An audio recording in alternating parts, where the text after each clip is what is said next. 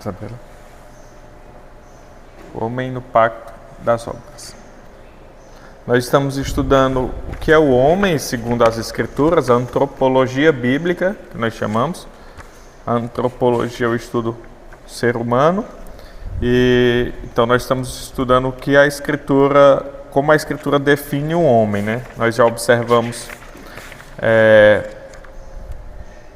que o homem é um ser distinto da criação. Depois vocês podem utilizar essa revistinha para ficar revendo e expandindo o seu pensamento com base nos textos propostos da leitura diária, né, aqui.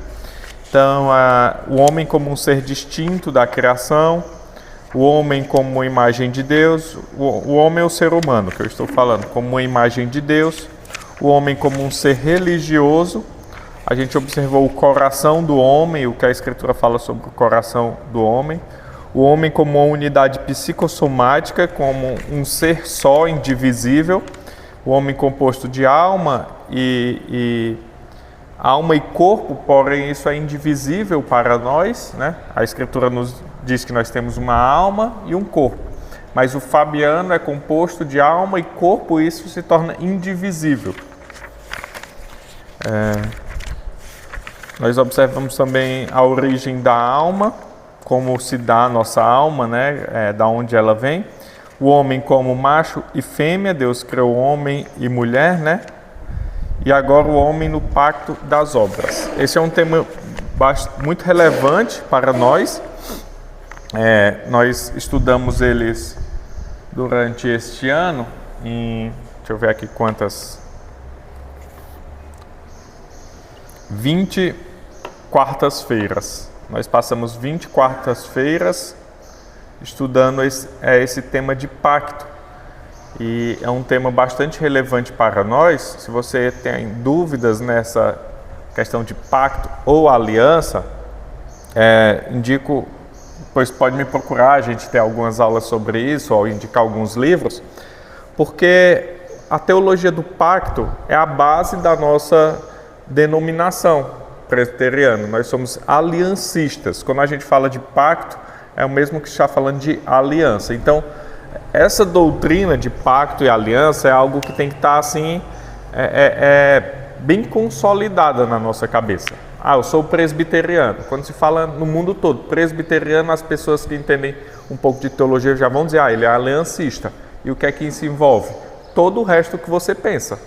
Então, se nós somos aliancistas, nós batizamos crianças. Se nós somos aliancistas, nós guardamos o domingo. Se nós somos aliancistas, nós temos um entendimento diferente dos dízimos e ofertas. Se nós somos aliancistas, tudo que Jesus não tirou no Novo Testamento, nós continuamos observando.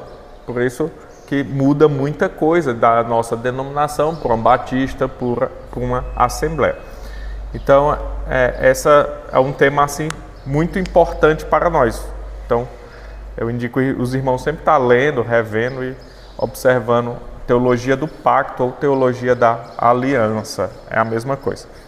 Então, vamos ver. O homem no pacto das obras. O que isso quer dizer? Alguém já ouviu essa expressão, pacto das obras? Essa expressão é muito importante para nós. Até alguns, como ele vai falar aqui, o autor, alguns teólogos reformados, eles não observam o pacto das obras. Eles dizem que não houve um pacto, mas um pacto só, uma aliança só de Deus, que ela vem depois da queda. Mas de um tempo para cá foi desenvolvendo cada vez mais essa teologia do pacto. Ela vem desde lá de antigamente, só que ainda não tinham as nomenclaturas que a gente utiliza hoje e também não era muito desenvolvida no nosso meio esse estudo. Aí o que que acontece? Hoje nós observamos mais claramente esse pacto das obras e esse pacto da graça. Vamos ler o texto base do Gênesis 2, 16 e 17.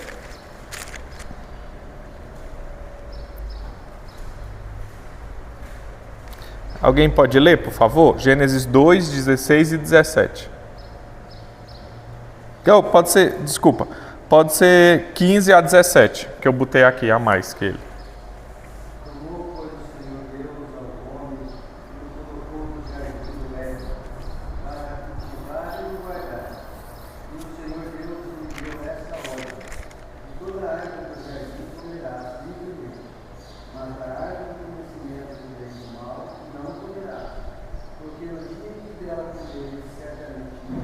Então, esse é o texto base que nós defendemos que sim, houve um pacto antes da queda. E esse pacto nós chamamos de pacto das obras. Aí já a gente volta nisso. Vou passar aqui. Então, o que é um pacto? Um pacto é um acordo estabelecido por Deus com promessas e sanções. Veja, quando Deus estabelece um pacto, que é uma forma bem abreviada do que isso vai ser, ele é uma forma de Deus se comunicar com o seu povo. Deus ele utiliza a aliança, pacto, para se comunicar com sua criação. Nessa aliança que o Senhor faz, ele exige algo e promete algo, e com a exigência que ele faz não cumprida, ele também existe ali algo de ruim que acontece. Então, no momento do pacto, no momento eu estou tentando resumir bem assim, porque é bem extenso, né? No momento em que Deus faz um acordo com alguém, algo é exigido e algo é prometido, e também há como é que se diz? Um castigo para o não cumprimento daquilo que Deus exige. Veja, a aliança é o que nós fazemos quando nós casamos. A gente sela uma aliança, né? E nessa aliança há um símbolo. Qual é o símbolo do nosso casamento? Uma aliança de ouro, de prata ou de ouro branco, hoje em dia várias, mas nós usamos uma aliança. Então, quando Deus faz um pacto, uma aliança, ele também coloca um sinal para demonstrar aquilo. Se nós observarmos em Noé, qual é o sinal que Deus coloca da sua aliança? O arco-íris, um arco no céu. Se nós observarmos em Abraão, qual é o selo da aliança que Deus vai demonstrar? A circuncisão, o corte do prepúcio masculino ao 8º dia. E também nós vamos observar que quando Deus faz a aliança da graça, que é ali depois da queda, ele passa a exigir derramamento de sangue. Então, isso vai sendo construído e veremos depois, nos capítulos mais à frente da nossa revistinha, quando isso entrar no pacto da graça. Então, nós observamos em Gênesis 2, 16 e 17, principalmente, que há promessas e há também sanções que Deus estabelece. Veja, qual é a promessa que Deus faz aqui em Gênesis 2, 16 e 17? Ele diz: e o Senhor Deus lhe deu esta ordem: de toda árvore do jardim comerás livremente, mas da árvore do conhecimento do bem e do mal não comerás. Então Deus ele estabelece uma ordem para o homem. O que é? Você pode comer de todas as árvores, mas de uma você não irá comer. Veja, na árvore no Jardim do Éden existiam vários frutos perfeitos, né, antes da queda. Também existia a árvore da vida e a árvore do conhecimento do bem e do mal. Jesus não proibiu o homem de comer da árvore da vida, só proibiu o homem de comer da árvore do conhecimento do bem e do mal. Por quê? Porque no dia em que dela comer, você morrerá. Então, há ali um efeito para você desobedecer a Deus. O que é que isso causa? A desobediência, a morte. Então, há uma sanção ali. E uma coisa boa que ele teria se ele cumprisse, a vida. Deus não proibiu ele de comer da árvore da vida. Então, o cumprimento da exigência de Deus ia levar o homem a ter vida. E o descumprimento da promessa de Deus ia levar o homem a ter morte. Vamos abrir agora em Deuteronômio 28.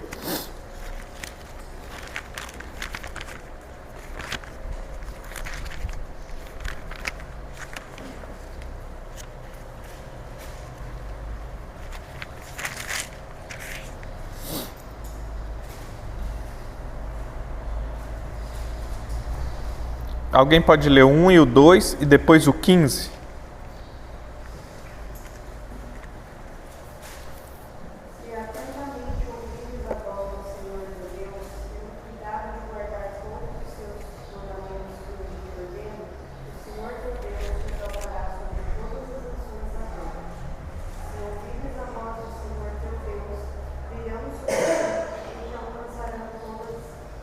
essas bênçãos. E o 15 agora. Será, porém, que, se não deres ouvidos à voz do Senhor teu Deus, não cuidando de cumprir todos os seus mandamentos, os seus estatutos que hoje te ordeno, então virão todas estas maldições sobre ti e te alcançarão. Então veja, é um relacionamento de Deus a qual há benefícios no cumprimento daquilo que ele exige e também há o castigo para a desobediência daquilo que ele exige. Mesma coisa que nós estamos observando lá em Adão. Em Adão, a gente não vê claramente a bênção, mas qual era a bênção ali que estava inclusa no que Deus estava falando, embutida ali? A vida. A gente vê lá no final de Gênesis 3 que havia uma árvore da vida e que Deus, depois que o homem comeu da árvore do conhecimento do bem e do mal, o que é que Deus faz? Ele diz, vamos tirar para que o homem não coma da árvore da vida. E aí, qual é a promessa restaurada lá em Apocalipse? Ao vencedor darei de comer da árvore da vida. Então, Adão cumprindo o que Deus exigia, o que é que ele ia fazer? Comer da árvore da vida, ia viver eternamente, ia glorificar Deus, ia encher a terra da glória de Deus com seus filhos. E aí o não cumprimento ia ter maldição. Qual é a maldição? A morte, que é o que acontece. Então a gente observa esse pacto de Deus realizado lá no Éden, um pacto que nós conhecemos como pacto das obras. Vocês podem me parar a qualquer tempo, viu? Se não estiver entendendo essas coisas de pacto, obras e tudo, podem perguntar ou também contribuir.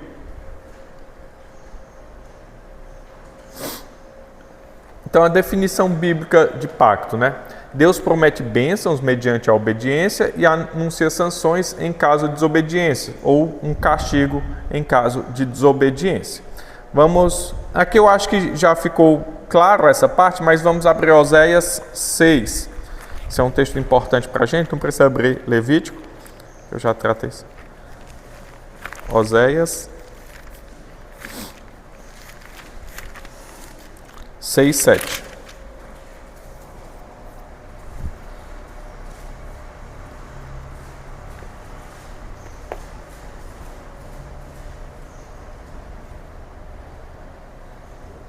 Aqui, esse texto é usado para defender que havia, sim, uma aliança desde a criação. Porque alguns vão falar de aliança pós a queda, né? Mas esse texto, ele demonstra que Deus havia, sim, um tratamento de aliança com Adão. E isso é importante para nossa teologia aliancista. Porque Deus não se comunica com um ser inferior, com sua criação inferior, se não for por meio de aliança, se não for por meio de pacto. A Escritura vai falar que Deus tem um pacto com a natureza, que Deus tem uma aliança com os animais, que Deus tem uma aliança conosco. Então, essa forma de Deus se comunicar com sua criação inferior. Olha o que diz Oséias 6, 7. Mas eles transgrediram a aliança como Adão. Eles se portaram leviosamente contra mim. Aqui há duas questões. Por quê? Porque Adão pode significar também a humanidade. Quando Deus cria o homem, Adão, ali é o ser humano, é o homem. Então, é a raça humana. Então, Adão e a mulher é uma mulher, mulher-homem, é como se fosse assim, é uma Adona, entendeu? É a Adão. Então Deus cria ali os dois, depois Adão vai dar o nome da mulher de Eva, de nome dos viventes. Então os que não são aliancistas vão dizer assim, não, aqui em Oséias ele está dizendo que o povo quebrou a aliança como os antigos, como os outros povos, mas não. O entendimento do texto é demonstrando que o povo pecou como Adão pecou, levianamente contra as coisas de Deus. Então, Deus tinha uma aliança com Adão e Oséias está dizendo que o povo errou no mesmo erro de Adão, indo contra a aliança que Deus estabeleceu com Adão e a aliança que Deus estabeleceu com o seu povo. Então, quando nós erramos contra Deus, nós estamos errando por quê? Porque nós estamos quebrando a aliança que Deus tem conosco. Quando a gente peca contra Deus, nós estamos pecando contra a aliança que Deus fez com o seu povo. E isso é muito interessante. Eu não sei quando ele vai tratar, não. Ainda não li o capítulo do Pacto da Graça, deixa eu ver se é o último. É o último. Vai demorar, eu vou tratar. Quando nós pecamos contra Deus e quebramos essa aliança, é como, imagine um casamento. No casamento, o que é que você promete? Você está fazendo ali uma aliança, né? O casamento é uma cerimônia de aliança, é uma cerimônia religiosa. E então, é perguntado, você promete amar na riqueza, na pobreza, na saúde, na doença, até que a morte o separe? Sim. Então, é algo que você promete realizar, mas também há uma consequência de não realizar aquilo. Qual era a consequência antiga, assim, do não realizar nos tempos bem antigos? A morte. Uma aliança só pode ser quebrada com morte. É interessante isso, assim, culturalmente, não estou dizendo que é o nosso caso, mas culturalmente, porque algumas sociedades, quando há adultério, quando há traição, até na Bíblia, assim, quando há uma traição, um adultério, a parte que adulterou tinha que morrer, porque era uma quebra de aliança. Então exigia morte, exigia derramamento de sangue. Isso também nas outras culturas. É algo assim, muito radical, né? E aí é interessante, nós vamos ver depois, que o texto bíblico ele vai demonstrar, justamente quando Deus faz a aliança, ele vai mandar cortar ali animais. Só que o pessoal que estava nas aulas de quarta já está cansado de escutar. Ele manda cortar animais. E aí esses animais cortados, eu não vou ver o texto agora, que a gente vai ver depois. Ele diz, corta os animais. Aí está de noite, essa imagem aqui, ó. Deixa eu colocar para vocês verem. Não vai dar para ver que está de dia.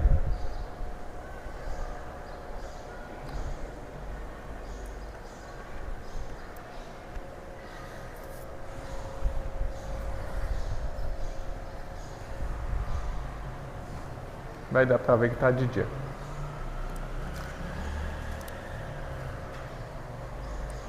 Abre em Gênesis 15, aí eu vou ver sim. Gênesis 15. Que aí pela leitura também fica visível na nossa cabeça. Que o Senhor faz aliança com Abraão. Eu vou ler rapidinho aqui. Depois destes acontecimentos, veio a palavra do Senhor a Abraão. Antes dele ainda mudar o nome para Abraão, né? Numa visão, e disse: não temas, Abraão, eu sou o Senhor, eu sou o teu escudo, e teu galardão será sobremodo, e o teu galardão será sobremodo grande.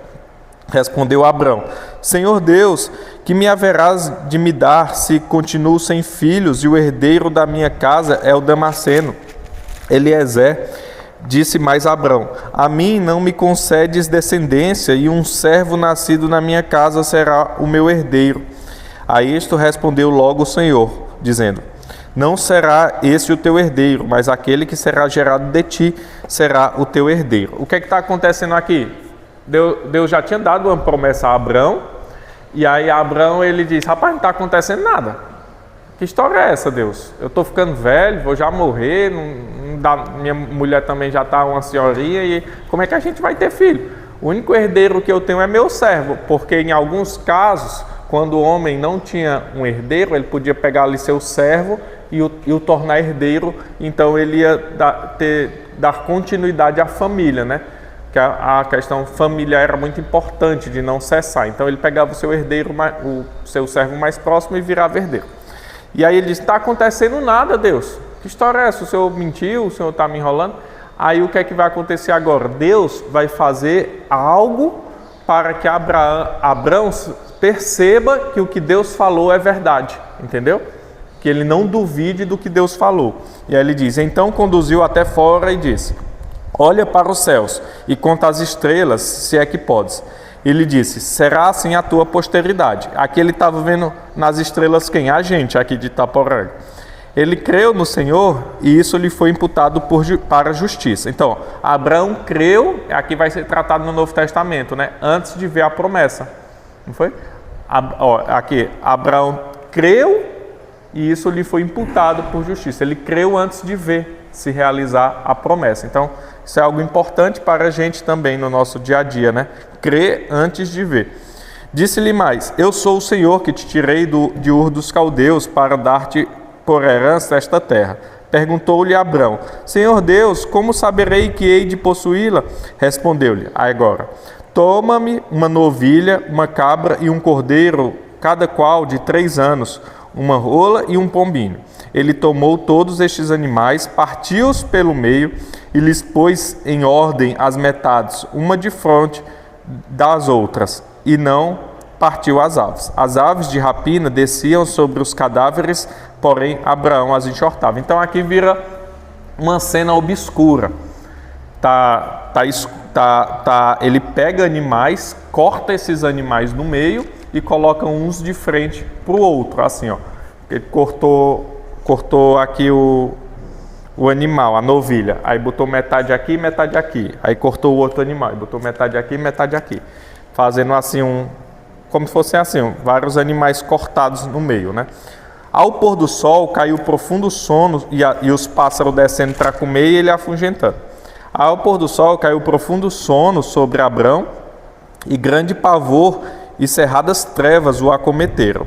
Então foi dito, sabe com certeza que a tua posteridade será peregrina em terra alheia e será reduzida à escravidão e será afligida por 400 anos. Mas também eu julgarei a gente a que tem de sujeitar-se, depois sairão com grande riqueza.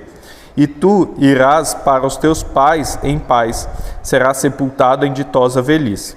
Na 4ª geração tornarão para aqui, porque não se encheu ainda a medida da iniquidade dos amorreus. E sucedeu que, posto o sol se põe, né? Houve densas trevas, e eis um folgareiro fumegante e uma tocha de fogo que passou entre aqueles pedaços. O que é que isso é importante para a gente? Veja, Deus aqui está realizando um pacto com Abrão, para dizer, Abrão, pode confiar no que eu falei. Por quê? Porque eu vou fazer um pacto com você e esse aqui é o símbolo do que eu falei. Então Abraão, a partir daquele momento, ele acreditava que aquilo ia realizar. O que isso significa? Aqui nessa aliança é cortar um pacto que chama. Deus corta um pacto. Por quê? Porque corta os animais, né? Então quando a gente realiza uma aliança, é cortando uma aliança. A Bíblia, o nome é Berit. Se eu não me engano é Berit, que é cortar, né? E aí o que é que acontece? O que é que essa simbologia significa? O que é que Deus está falando? Quando era realizada uma aliança naquele tempo, eu vou comprar um terreno do Denner. Não tinha escritura, não tinha cartório. O que é que a gente fazia? Um pacto. Aí esse pacto realizava-se assim, cortava um animal e os dois passavam entre esses animais e falavam assim, olha, o que descumprir, aconteça com ele o que aconteceu com os animais. Aí o que é que realiza aqui? Olha o que Deus faz. Deus passa no meio dos animais e Abraão não passa. Então, olha, se descumprir essa aliança, seja feito comigo o que foi feito com os animais. E quem é que paga? A gente quebra a aliança, mas quem paga? Deus, Cristo na cruz. Veja como a simbologia que tem, né? Aqui. Nós quebramos o pacto com Deus, mas quem paga é o próprio Deus na cruz. Então, é isso que Deus está demonstrando aqui nesse pacto. Então, você vê como essa identidade de pacto, de aliança, tem um sentido forte em toda a Escritura, né? E aí para nós também, mesmo sentido, Deus dá bênçãos à obediência e maldição para a quebra do seu pacto. Só que toda essa maldição que nós quebramos quando a gente peca e que todo filho de Deus cometeu, foi pago por quem? Por Jesus na cruz. E o derramamento de sangue exigido foi dado por ele. Isso a gente vai ver muito mais no último capítulo da revistinha. E até lá. Os pactos na história, né? 2 grandes pactos são revelados na Escritura. Nosso entendimento é que a Escritura ela é dividida em 2 pactos. Porque você vai ver vários momentos em que Deus realiza aliança com o seu povo. Mas essa aliança que ele realiza está sendo uma progressão da revelação da aliança em Adão. Existe o pacto das obras, que é antes da queda, é o que a gente leu lá em Gênesis 2, 16 e 17. Deus realiza um pacto, que é o pacto das obras. Por que chamado pacto das obras? Porque Adão tem que realizar algo. O que é exigido a Adão? Não comer do fruto. O que é que Deus exige mais assim? Ele dá ali também uma exigência a Adão, que nós chamamos de... Agora me fugiu o nome. Mas Deus manda Adão lavrar a terra, manda cultivar, manda cuidar da terra, manda dar nome aos animais. Então Deus dá ordenanças a Adão, mas no pacto ele diz, olha, não coma do fruto, do conhecimento do bem e do mal. Então Deus exige uma obra a Adão, não é? Está exigindo uma obra para receber sua graça. Qual é a graça? O fruto da vida, a vida eterna. E aí, então, esse é o pacto das obras, por isso que tem que realizar uma obra. E aí, após o pacto das obras, nós temos o pacto da graça, que onde é que ele é realizado? Gênesis 3, vamos ver aí Gênesis 3.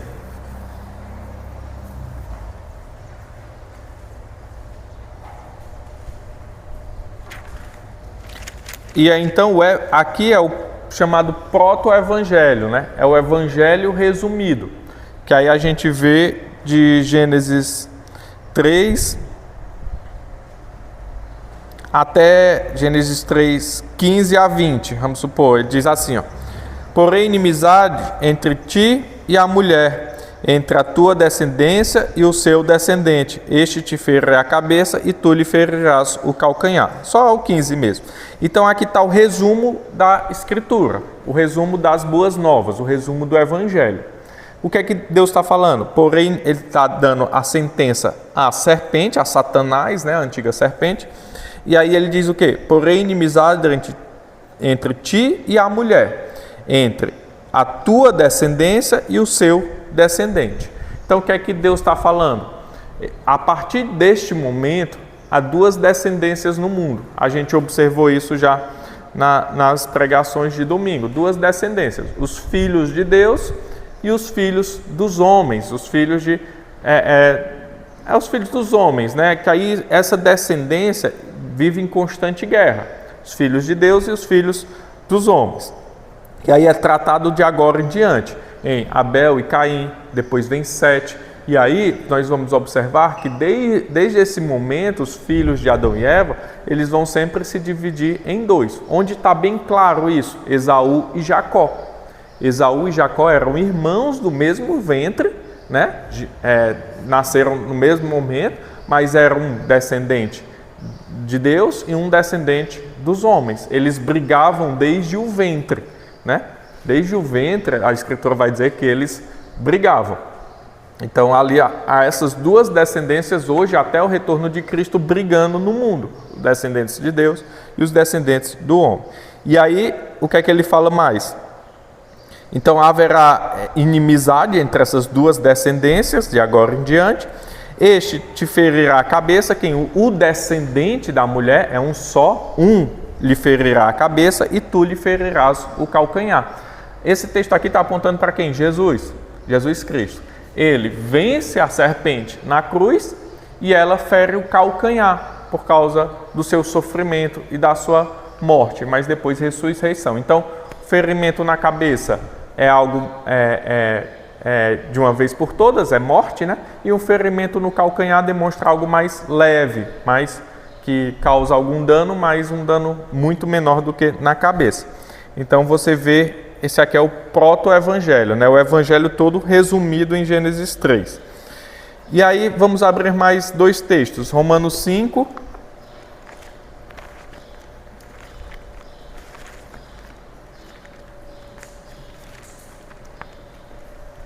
Em 2 aulas nessa do pacto e na última que é da graça, a gente vai resumir 20 aulas, por isso que eu estou falando bem rápido, qualquer coisa me paga.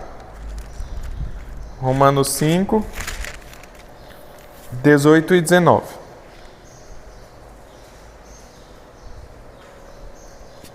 Aí diz assim. Alguém pode ler? Assim como uma só ofensa veio juízo sobre todos os homens para condenação, assim também. Só um ponto. Pois assim como por uma só ofensa veio o juízo sobre todos os homens para condenação. Então, por um só, quem é? Por Adão. Por Adão veio condenação para todos os homens. Continua. Assim também, por um só, a justiça veio a graça sobre todos os homens, para a justificação que dá vida. Porque, pela obediência de um só homem, muitos Se tornaram. pela desobediência de um só homem, muitos se tornaram pecadores. Assim também, por meio da obediência de um só, muitos se tornaram justos. Então aqui ele está colocando lembra que a gente falou aula passada, representação passada ou foi retrasada? Representação federal. Nós somos representados federativamente, né? Por quem? Por Adão e por Jesus. Então aqui Paulo ele está tratando essa representação federal. Por um só entrou o pecado e nossa condenação, e por um só a justiça. Quem é? O primeiro Adão e o segundo Adão. Quem é o primeiro Adão? Adão de Adão e Eva. Quem é o segundo Adão? Jesus Cristo. Então, se todos pecamos em Adão, muitos são salvos em Jesus Cristo. Aí há essa questão de por que todos e muitos. Aí é outra aula, né? Porque veja, por Adão todos pecam. E Jesus, a justificação de Jesus poderia ser derramado a todos, mas só alguns. Ele diz, esse é o sangue da nova aliança que é dado por muitos, né? Não por todos. E aí, isso é outro tema para outros estudos também. Então, 1 Coríntios 15, vamos lá também. 21 e 22. É Paulo ainda tratando esse mesmo tema. Diz assim, visto que a morte veio por um homem, também por um homem veio a ressurreição dos mortos. Porque assim como em Adão todos morrem, assim também todos serão vivificados em Cristo. Veja como aqui ele já diz todos, né? Lá ele diz alguns e aqui ele já trata todos. Então, há essa diferença de nomenclatura, mas é porque abrange um estudo completo, né, sobre como Paulo utiliza. Ele não está falando que toda a raça humana vai ser salva. Isso é interessante, porque ele diz que todos morreram e todos serão salvos. Aí entra no universalismo, que é, eu acredito que no final todo mundo vai ser salvo de qualquer forma, né? E não é isso que Paulo quer dizer. O foco de Paulo aqui está nessa representação federal. Nós somos representados por Adão, da mesma forma que nós somos representados por Cristo Jesus. E é o que o presbítero José ele trouxe não sei se foi a aula passada ou retrasada. Muitos têm essa imaginação, isso tudo está na nossa revistinha, que eu não estou parando para ver. Muitos têm esse pensamento que, por que é que eu tenho que pagar algo que Adão cometeu? Até um comediante famoso, aquele que era pastorzão, né? Ele esses dias apareceu falando isso, né? Ele se desviou, era um comediante. Aí ele falou isso, né? Eu estou pagando algo que eu não cometi e sendo salvo e tendo que obedecer a algo que eu nem pedi também. Então, eu te salvei, agora você me deve obediência. Mas eu não pedi para ser salvo, ele diz, né? Que ele se desviou, né? Mas ele diz, mas eu não pedi para ser salvo. E outra, eu nem cometi algo para você me salvar. Então, aí ele vai falar da religião como esse peso, essa coisa ruim, né? Uma escravidão. Aí, só que isso é facilmente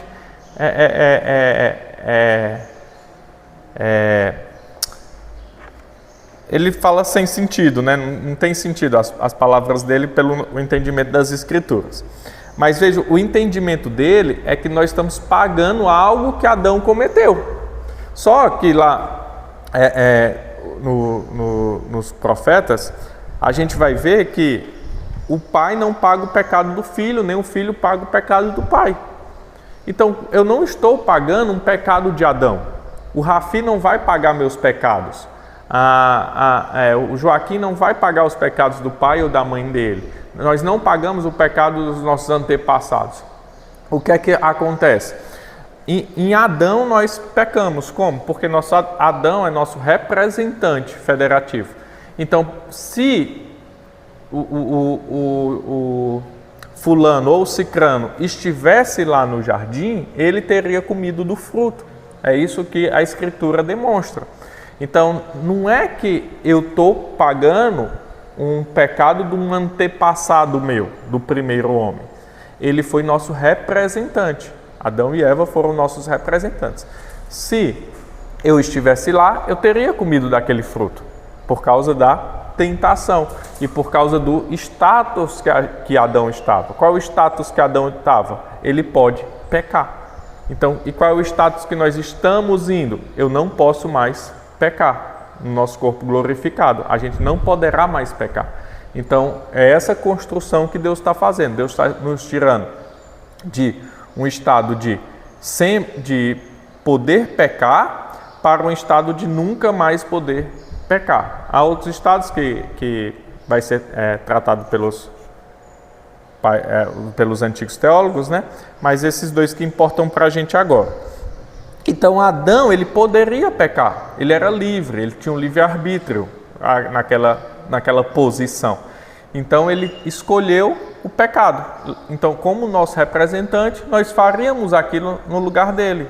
Então, a gente não pode julgar. E aí, então, vem Cristo. E aí, o que é que Cristo faz? Cristo, ele não peca. Ele é tentado em todas as coisas. Hebreus vai falar, nós não temos um sumo sacerdote que não se compadece de nós. Por quê? Porque Cristo veio e foi tentado nas mesmas formas que nós, só que sem pecado. Então, Cristo, ele é um sumo sacerdote que se compadece de nós, só que ele não pecou. Ele venceu, ele cumpriu toda a lei exigida por Deus e cumpriu o derramamento de sangue no descumprimento da lei. O que é que o pacto exigia? Que aquele que não cumprisse seja feito o que a fez aos animais, lembra? E então, quem não cumpriu o pacto? A gente. E quem pagou? Jesus Cristo. Então, o que é que a lei exige? Vamos supor, alguém comete um crime e é sentenciado à morte. Aí, o que é que Jesus faz? Jesus, ele se torna um com aquela pessoa, ele era alguém perfeito, que nunca cometeu nada para ser levado ao corredor da morte, mas ele se torna um com aquela pessoa, ele se transforma naquela pessoa e ele morre no lugar daquela pessoa. Por isso que a justiça é satisfeita, não porque outro morreu no lugar do Fabiano, mas porque Cristo veio, cumpriu toda a exigência, se torna um comigo e morre no meu lugar. Por isso que a morte de Cristo é válida no meu lugar, porque nós somos um com Ele, nós somos corpo e Ele nosso cabeça. Então, por isso que é exigido. Veja como acontece. A justiça não é injustiça, porque se eu cometer algo e fulaninho morrer no meu lugar, é injusto. Se eu cometer um crime e alguém for preso no meu lugar, é injusto. Para ser justo, aquela pessoa tem que ser eu, tem que ser um comigo. Então, é isso que Cristo faz. Então, por causa disso, então, nós somos vivificados e por causa disso, então, nós ressuscitaremos em Cristo, né? Como Paulo diz aqui, visto que a morte veio por um homem, também por um homem veio a ressurreição dos mortos. Porque assim como em Adão todos morreram, assim também todos serão vivificados em Jesus Cristo. Por causa disso que ele realizou. Então, embora o termo pacto não apareça lá em Gênesis, os elementos do pacto são observados. É o que eu estou falando, que a gente está vendo, né? Há uma promessa, há ali uma exigência, e há ali também bênção e maldição se não cumprir as exigências. Se não cumprir as exigências, há maldição. Se cumprir as exigências, há uma promessa de bênção. Os elementos do pacto em Gênesis, né? você tem a lei do pacto. É interessante também nós observarmos lá em Gênesis, vamos ver lá.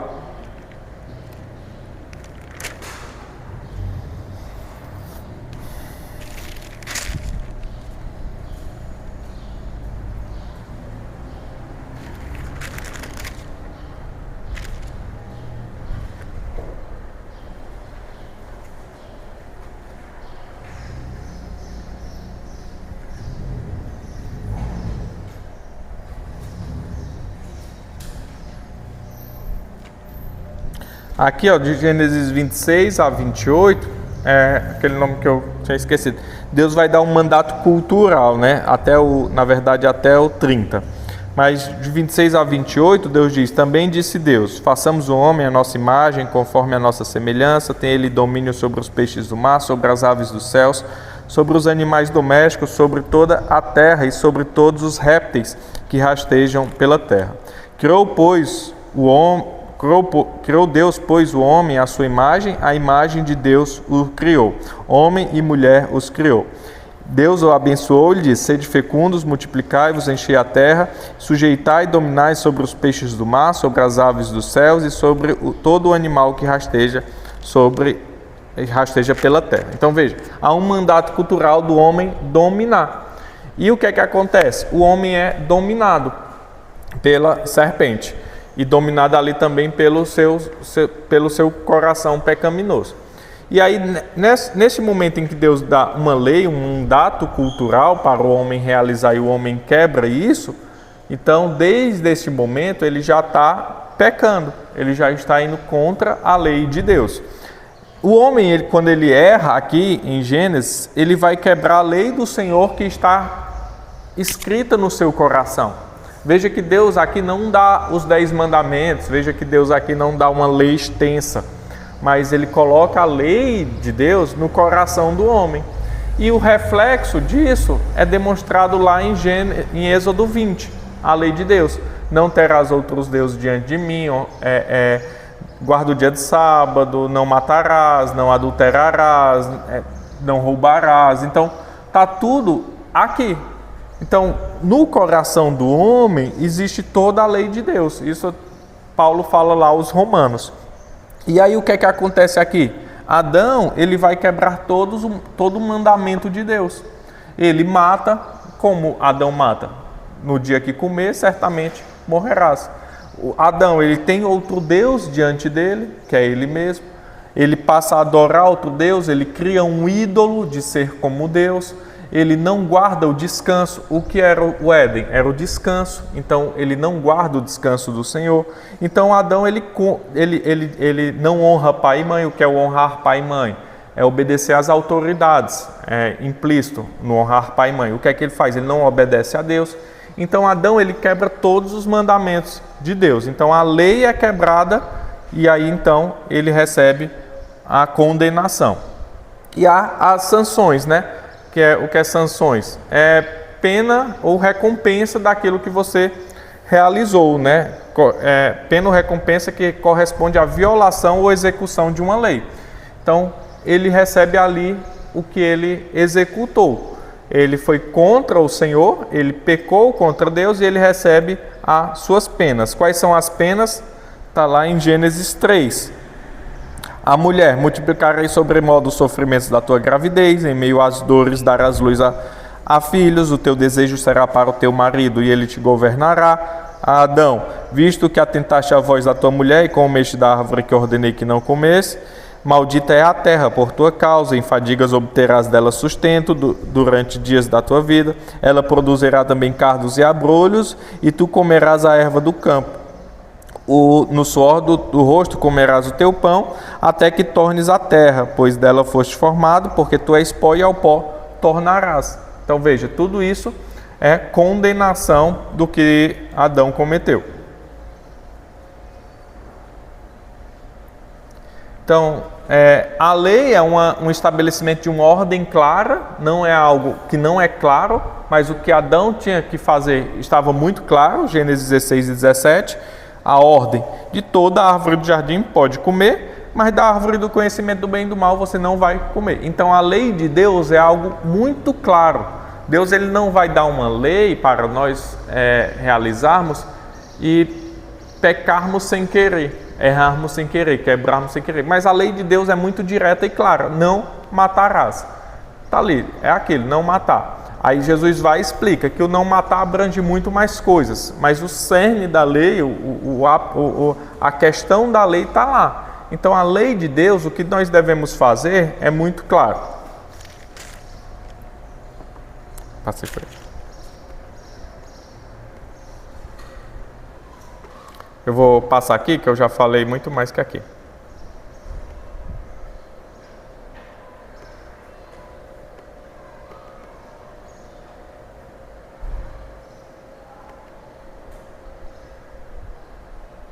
Deixa eu ver aqui.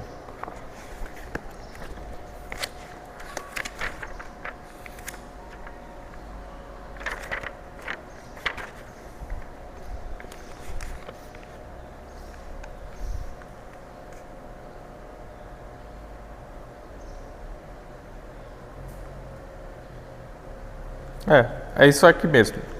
Então, ele coloca aqui no último ponto, né? É que eu já fui falando tudo sem passar os slides. Ele coloca aqui se você está com a revistinha, nesse ponto 3, o papel do homem no pacto das obras, né? Aí essa questão de representatividade. Adão, ele iria pecar como nosso representante. E então, Jesus vem também no segundo pacto como nosso representante. Então nós somos representados em Adão e nós somos representados em Cristo.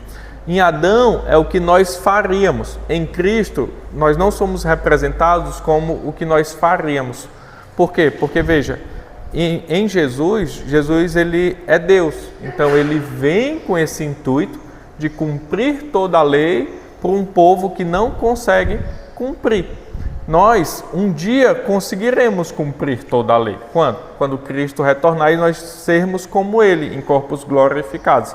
Então nós estaremos no estado de não mais pecar. Não existirá mais pecados na nova terra. Por quê? Porque Cristo morreu em nosso lugar. E nós estamos nos santificando porque é um processo ao qual aponta para esse estado final. Então nós estamos abandonando o pecado. Nesse mundo nós nunca seremos perfeitos, mas no porvir, sim. Então o que é importante entender dessa lição que ele colocou é nessa representação federal, nessa representação de Adão em nós. Porque isso é algo importante.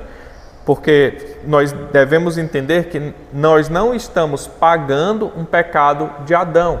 Mas nós, se estivéssemos no lugar de Adão, nós teríamos cometido o mesmo pecado que ele. Então, ele é nosso representante federal. Então, o que isso influencia em mim? É como a fala daquele comediante. Eu estou pagando algo que eu não cometi e tendo que cumprir algo por uma salvação que eu nem pedi. Então, veja, você lá no lugar de Adão teria pecado. Então a salvação de Cristo, ela vem de graça. É a graça dele sendo derramada em você. Por quê? Porque você pecou em Adão. Você teria pecado lá. Você não está pagando um pecado de Adão. Então você é pecador. E aí Cristo olha para você e diz: mas eu vou lhe salvar. Entendeu? Então essa é a graça. Porque é algo imerecido que ele te dá. E aí então ele satisfaz a justiça morrendo em seu lugar. Porque você é pecador. Esse é seu status, pecador. Então, ele vem e morre em seu lugar. E aí então isso é o que nós vamos ver depois do pacto da graça. Porque como Deus diz lá em Gênesis, ele virá um descendente da mulher que pisará a cabeça da serpente. E a partir daquele momento, então, começa-se o pacto da graça. A partir daquele momento, a humanidade passa a viver na graça. Por quê? Porque não depende mais de eu realizar as obras. Agora depende do descendente da mulher, que é Jesus Cristo, vir e realizar toda a obra. Por isso que nós não fazemos obras para ser salvo. A gente não observa assim. Por que é que eu venho à igreja? Por que é que eu me santifico com o auxílio do Espírito Santo? Por que é que eu sou uma boa pessoa? Por que é que eu não mato? Por que é que eu não roubo? Por que é que eu guardo o domingo? Por que é que eu não tenho outros deuses? Não é para ser salvo. A gente não está mais no pacto das obras. Então, por que é que a gente tem que realizar obras? Porque a gente realiza em gratidão ao que Cristo nos deu, para demonstrar que nós pertencemos a Ele. Ah, eu não tenho que realizar nada então? Não, você não tem que realizar nada. Nem dizer um sim, nem um amém. Você só demonstra em fé essa nova realidade que você está vivendo. E como é que eu demonstro em fé? A nossa fé interna é externalizada através de obras. Por isso que Tiago vai falar, né? A fé sem obras é morta. Por quê? Porque nossa fé interna é externalizada por nossas obras, não para a salvação, mas como reconhecimento que somos salvos. Então, Cristo não me amou, então eu vou realizar isso em demonstração de gratidão e amor para com Ele, e demonstrando que eu sou dele, entendeu?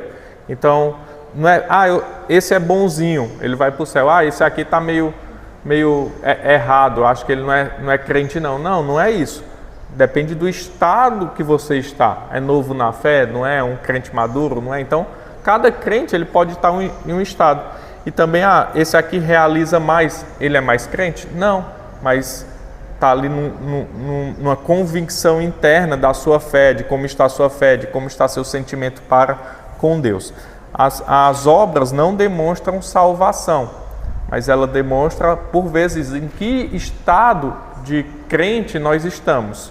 Somos novos na fé? Somos maduros? Estamos bebendo leite? Estamos bebendo alimento sólido? Então, isso é demonstrado através das nossas obras. Então, concluindo, a imputação do pecado de Adão prepara o caminho para a imputação da justiça de Cristo. Então, em Adão todos pecaram e agora entra Cristo na história do homem para então satisfazer a justiça. E o que é que isso implica em nós, né? Qual a implicação? Romanos 5:1, vamos ler? Quem achou pode.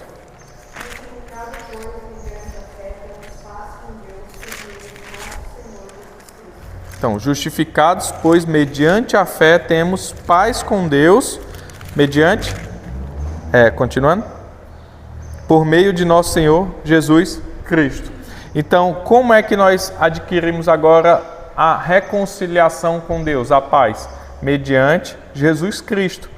Justificados, pois mediante a fé temos paz com Deus. Essa é aquela paz que excede todo entendimento. Então veja, Jesus conquistou essa paz para a gente. Jesus nos justificou mediante o quê? Mediante a nossa fé. Veja que Paulo ele não trata mediante obras, que obras é um pacto passado. Adão tinha que realizar algo para ganhar vida. Nós não temos que realizar simplesmente nada. Nós simplesmente respondemos em fé aquilo que Cristo nos deu de graça. Então, justificados, pois, mediante a fé, temos paz com Deus por meio de nosso Senhor Jesus Cristo. Cristo é que realiza agora a obra. Cristo que faz tudo. No que Adão errou, Cristo acertou. Então nós somos justificados de graça. Por isso que hoje nós vivemos no pacto da graça. E aí, com a última pergunta, para encerrar, você se reconhece em Adão e descansa sua esperança em Cristo? Você se reconhece em Adão como um pecador que errou, que todos carecem dessa justificação de Cristo? Você reconhece o erro, você reconhece que é falho e você descansa sabendo que Cristo conquistou o acesso ao Pai, conquistou a paz que excede todo o entendimento em você? Então, isso é o que a teologia do pacto ela vai nos trazer como reflexão. Você se reconhece em Adão? Você reconhece a necessidade de alguém cumprir as obras em seu lugar, já que você não consegue cumprir porque você está em Adão? Aí Cristo vindo, ele cumpriu e agora nós estamos em Cristo. E aí Cristo satisfez a justiça em nosso lugar. Então agora nós estamos em outro estado. nós não estamos mais em Adão, mas nós estamos em Cristo. Por isso que nós podemos descansar nele, porque nós não precisamos realizar nenhuma obra, nós não precisamos realizar nada, mas simplesmente descansar nesta paz que ele nos deu. Alguma dúvida ou contribuição? Pode falar.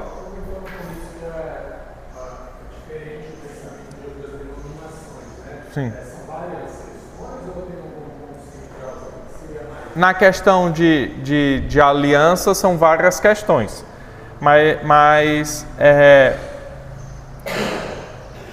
por exemplo, o que vai influenciar mais, assim, de forma visível? Você chegar em outra denominação de forma visível, há um entendimento, vamos supor que hoje você só obedece por causa dessa gratidão da salvação.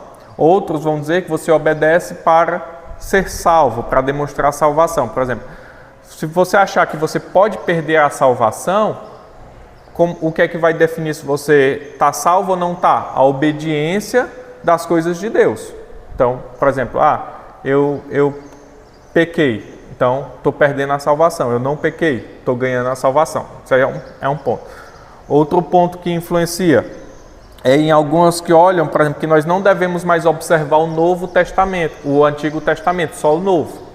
Então, por exemplo, tudo do Antigo Testamento cessou. Então, o que é que vale? Somente o que está no Novo Testamento. Então, no Novo Testamento, eu não vejo a questão do símbolo da aliança, a circuncisão ou o batismo passando a ser a circuncisão. Então, eu anulo isso, eu anulo a circuncisão. Por quê? Porque agora eu só observo o que está no Novo Testamento. E por que eu não mato? Por que eu não roubo? Aí Jesus vai tratar essas questões no Novo Testamento, não ter outros deuses e tudo. Mas no nosso entendimento é assim, nós observamos tudo, toda a Escritura, ela é uma só, Antigo e Novo Testamento, o Novo Testamento dá luz ao Antigo Testamento, e se não há um direcionamento claro para não realizar aquilo que é falado no Antigo Testamento, nós continuamos a realizar. Por quê? É uma continuidade. Então, por exemplo, não há um mandato para não colocar a marca da aliança nas crianças. No nosso caso, o batismo. No Antigo Testamento, a circuncisão. Então, nós continuamos a fazer. Por quê? Porque isso é uma continuidade, as crianças fazem parte da igreja. E por que não mais circuncisão? Porque não necessita mais de derramamento de sangue. E aí Paulo vai tratar os Colossenses, que agora é o batismo em vez da circuncisão, que demonstra o símbolo da aliança.